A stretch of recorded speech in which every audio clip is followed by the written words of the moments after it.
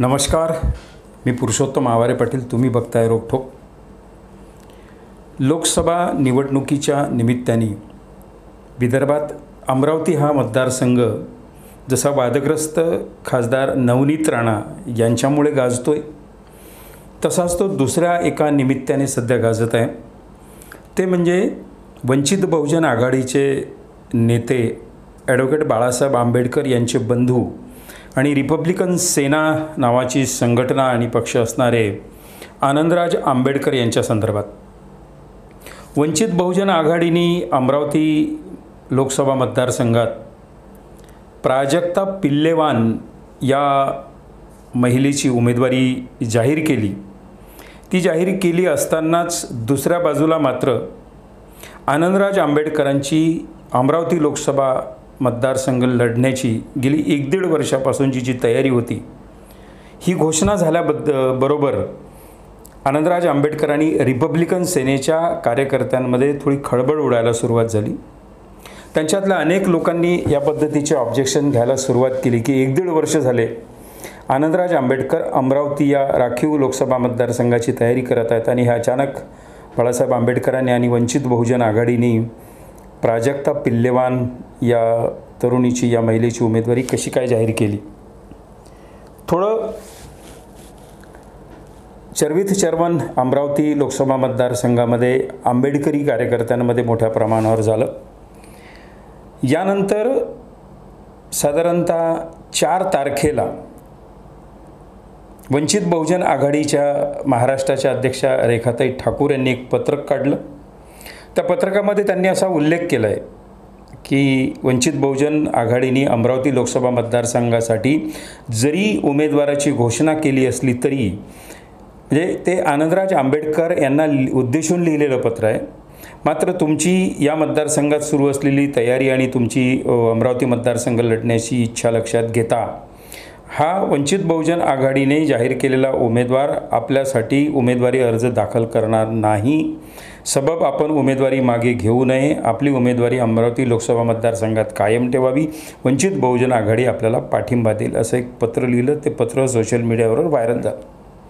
परंतु त्याच्या अगोदर 3 तारखेला आनंदराज आंबेडकरांनी एक पत्र अमरावतीच्या जनतेला उद्देशून लिहिलं की अमरावतीमध्ये सध्याच्या घडीला वातावरण जे आहे ते वातावरण भारतीय जनता पक्षाच्या विरोधात असलं तरीही धर्मनिरपेक्ष मतांचं विभाजन होऊ नये आणि त्या विभाजनाचा प्रत्यक्ष किंवा अप्रत्यक्ष फायदा भारतीय जनता पक्षाला होऊ नये.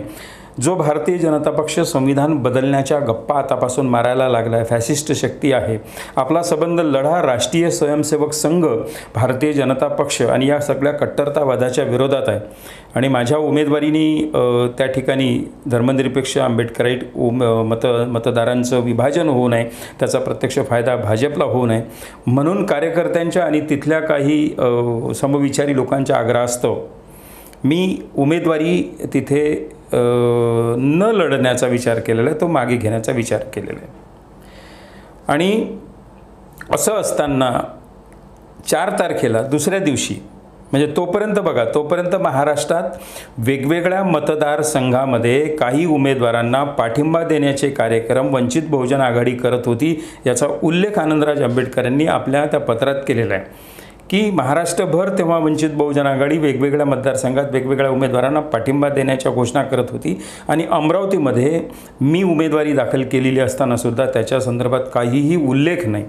4 तारखेला मग रेखा ठाकूर यांच्या सहीचं हे पत्र प्रकाशित होतं आणि 4 तारखेला पुन्हा मग दुसरं पत्र आनंदराज आंबेडकरांनी रेखाताई ठाकूर यांना उद्देशून लिहिलं आणि त्यात मात्र त्यांनी थोड्या आपल्या कडक स्वभावाचा परिचय दिला की रेखाताई ठाकूर ह्या लोकांची दिशाभूल करता आहेत, खोटारडेपणा करता आहेत, अशा पद्धतीचं भाषा आनंदराज आंबेडकरांनी त्या पत्रात वापरलेली आहे. एकूणच या सगळ्यांचा अर्थ असा होतो की वंचित बहुजन आघाडीवर भरोसा ठेवणारे महाराष्ट्रातले मतदार जे असतील, चाहते असतील, कार्यकर्ते असतील, ते आंबेडकरी घराण्यावर निष्ठा ठेवणारे असतील, राजगृहावर विश्वास ठेवणारे असतील, आंबेडकरी घराण्याचे हे 2 वारसदार आहेत, ॲडव्होकेट बाळासाहेब आंबेडकर आणि त्यांचे बंधू आनंदराज आंबेडकर. परंतु या निमित्ताने हे जे लेटर वॉर बाहेर आलं आहे यावरून एक लक्षात येते की बाळासाहेब आंबेडकर आणि आनंदराज आंबेडकर यांच्यामध्ये राजकीय संवादाचा मात्र अभाव मोठ्या प्रमाणावर जाणवला. एकाच घरात ते असताना थेट बोलत नाहीत आणि पाठिंब्याची पत्र जी आहेत ती पत्र सोशल मीडियावरून एकमेकापर्यंत पोहोचतात, एकमेकांशी बोलत नाही कोणी. या सगळ्यांचा प्रचंड राग, प्रचंड चीड आनंदराज आंबेडकरांना आली आणि आनंदराज आंबेडकर थोडे स्वभावाने तापट असल्यामुळे त्यांनी तो निर्णय घेऊन टाकला की आता कोणत्याही परिस्थितीमध्ये अमरावतीमध्ये आपण लढायचं नाही. भले ते 1-1.5 वर्ष झाले अमरावती लोकसभा मतदारसंघामध्ये तयारी करत होते. रिपब्लिकन सेनेच्या शाखांचा विस्तार तिथे करत होते. पांढरी खानमपूरची जी घटना झाली तिथे दुसऱ्या-तिसऱ्या दिवशी लगेच ते भेट द्यायला गेले. म्हणजे अमरावती लोकसभा मतदारसंघामध्ये ज्या काही घडामोडी होत होत्या सामाजिक राजकीय त्या सगळ्यांमध्ये सहभागी होण्यासाठी आनंदराज आंबेडकर तत्पर होते. याचा अर्थ ते अमरावती लोकसभा मतदारसंघ लढण्याची त्यांची मनापासून तयारी होती. त्यामुळे दोघा आंबेडकर बंधूंमध्ये हे वितृष्ट आलेलं आहे. अर्थात या दोघांमध्ये फार काही राजकीय भूमिकांवरून शक्य आहे असं काही बोललं जात नाही. दोघांच्याही भूमिका वेगवेगळ्या असतात. मागे काही वर्षापूर्वी अकोला परिसरामध्ये रिपब्लिकन सेनेच्या जेव्हा शाखा विस्तारांसाठी आंबेडकर आले होते तर ते वंचित बहुजन आघाडीच्या अनेक नेत्यांना पटलं नाही. त्यावरून सुद्धा त्यांच्यात थोडासा बनाव निर्माण झाला होता. असो, हे काहीही वातावरण असलं तरी आजच्या निवडणुकांच्या निमित्ताने अमरावतीमध्ये आनंदराज आंबेडकरांनी माघार घेण्याची जी भूमिका घेतली आहे, अर्थात अजून ते अधिकृतपणे माघार घेतली नाही, परंतु असं बोललं जातं जे आनंदराज आंबेडकरांना जे लोक ओळखतात त्यांनी एखादी भूमिका घेतली की त्या भूमिकेवर ते ठामपणे कन्फर्म राहतात. त्याच्यामुळे ते मागे घेतील असा एक अंदाज आहे. या मतदारसंघामध्ये वंचित बहुजन आघाडीनं जाहीर केलेली कुमारी प्राजक्ता पिल्लेवान या उमेदवारानं मात्र तिथे नामांकन अर्ज दाखल केलेला नाही आहे. उद्या जर आनंदराज आंबेडकरांनी मतदारसंघात माघार घेतली तर पुन्हा ॲडव्होकेट बाळासाहेब आंबेडकर वंचित बहुजन आघाडी तिथल्या कोणत्या उमेदवाराला पाठिंबा देते हे बघायला लागेल. अमरावती लोकसभा मतदारसंघात यावेळी कधी नव्हे ते काँग्रेसचे दर्यापूरचे आमदार, दर्यापूर हा अनुसूचित जातीसाठी राखीव असा मतदारसंघ आहे, तिथून बळवंत वानखडे हे आमदार आहेत आणि त्याच आमदारांना काँग्रेसनी महाविकास आघाडीने अमरावती लोकसभेची उमेदवारी दिलेली आहे.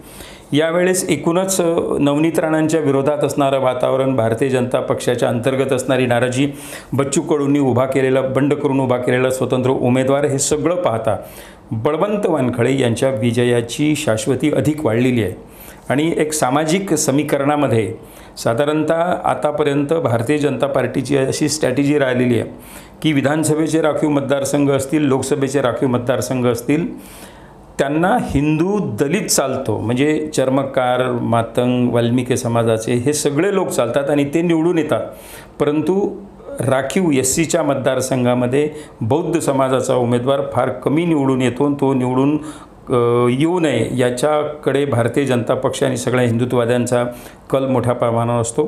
यावेळी ती संधी अनायसे चालून आलेली आहे बौद्ध असणारे बळवंत वानखडे यांना. म्हणून अमरावतीचा जो आंबेडकरी समूह, बौद्ध समूह आहे जो आहे तो त्याच्या भावना अत्यंत तीव्र आहेत. त्याच्यामुळे या सगळ्यांचा प्रचंड दबाव आंबेडकरी समुदायावर आहे, आनंदराज आंबेडकरांवर आहे की यावेळी पहिल्यांदा कधी नव्हे ते लोकसभा मतदारसंघामध्ये एका बौद्ध उमेदवाराला काँग्रेसच्या वतीनं, महाविकास आघाडीच्या वतीनं लोकसभेवर जाण्याची संधी आलेली आहे. आणि अशावेळी इतरांनी या ठिकाणी येऊन उगाच लोकांमध्ये गैरसमज निर्माण करू नयेत. आनंदराज आंबेडकरांनी शेवटी उमेदवारी जर कायम ठेवण्याचा प्रयत्न केला असता तर त्यांच्यावर काही आरोप कदाचित झाले असते की ते रवी राणांकडून कदाचित उभे राहिले काय मदत घेऊन वगैरे वगैरे जे असतील ते. अशा एका बाजूला अमरावती लोकसभा मतदारसंघातल्या आंबेडकरी समूहाचा प्रचंड आग्रह, बळवंत वानखडे या काँग्रेस उमेदवाराची निवडून येण्याची अधिक शक्यता आणि या पार्श्वभूमीवर दोघा आंबेडकर बंधूंमध्ये झालेला हा थोडासा बेबनाव, याच्यामुळे अमरावती लोकसभा मतदारसंघ नवनीत राणांसोबत यांच्या नावासोबतच अधिक चर्चेला आलेला आहे.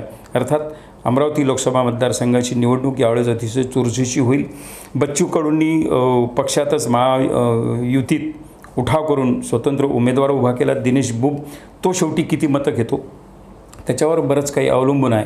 आणि प्रत्यक्षामध्ये तिथे तिहेरी लढत होते की चौरंगी होते की थेट फाईट होते हेही बघणं जरा 4-5 दिवसात आपल्याला अतिशय औत्सुक्याचं राहणार आहे. तोपर्यंत एवढंच मित्रो. हा व्हिडिओ आवडला असेल तर रोखठोक हे चॅनल सबस्क्राईब करा आणि हा व्हिडिओ लाईक आणि शेअरसुद्धा करा. नमस्कार.